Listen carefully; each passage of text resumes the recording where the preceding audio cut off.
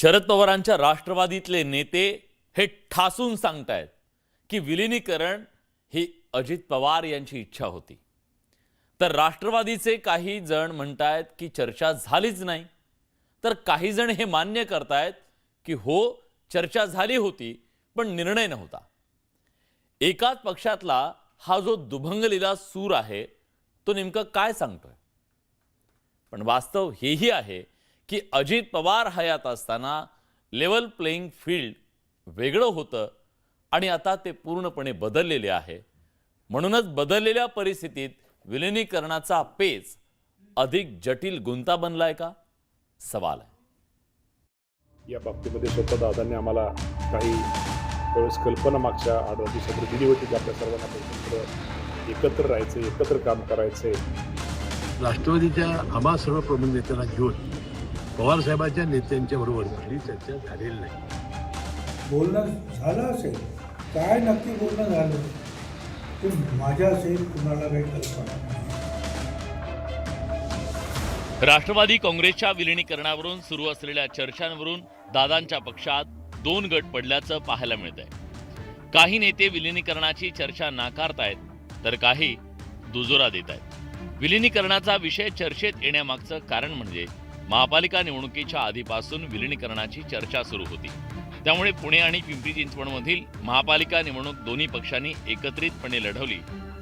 सध्या सुरू असलेल्या जिल्हा परिषदेच्या निवडणुकीतही दोन्ही राष्ट्रवादी काँग्रेस घड्याळ चिन्हावर निवडणूक लढवत आहेत। या सगळ्या घडामोडी दोन्ही राष्ट्रवादी एकत्र येत असल्याचे संकेत देणाऱ्या होत्या, तर दत्ता भरणेंनी विलीनीकरणाची चर्चा सुरू होती हे मान्य केलं।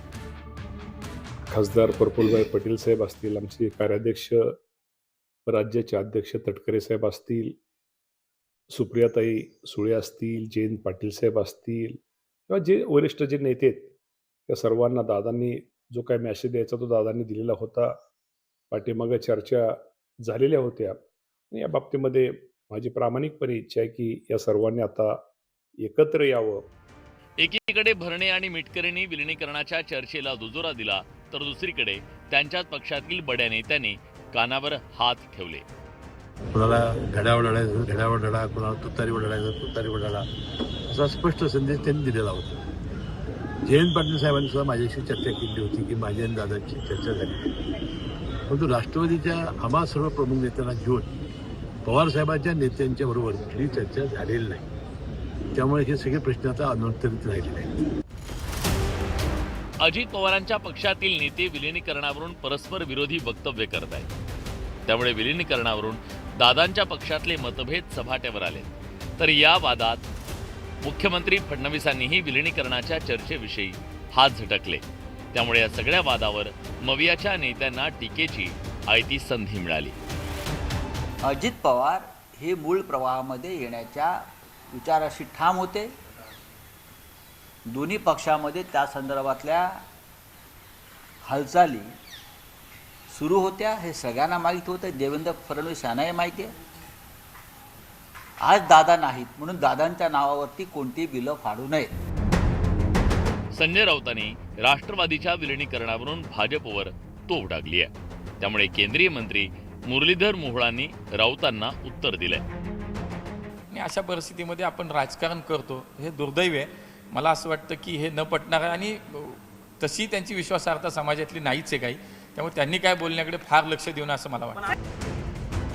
विलीनीकरणाच्या मुद्द्यावरून अजित पवारांच्या पक्षात एकमत नसल्याचं स्पष्ट झालंय।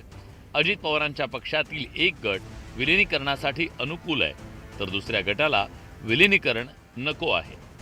एकंदरीत अजित पवारांच्या अपघाती निधनामुळे दोन्ही पक्षाच्या विलीनीकरणाचा तिढा लवकर सुटणार नसल्याचं स्पष्ट होत आहे। संतोष गोरे, न्यूज 18 मराठी, मुंबई।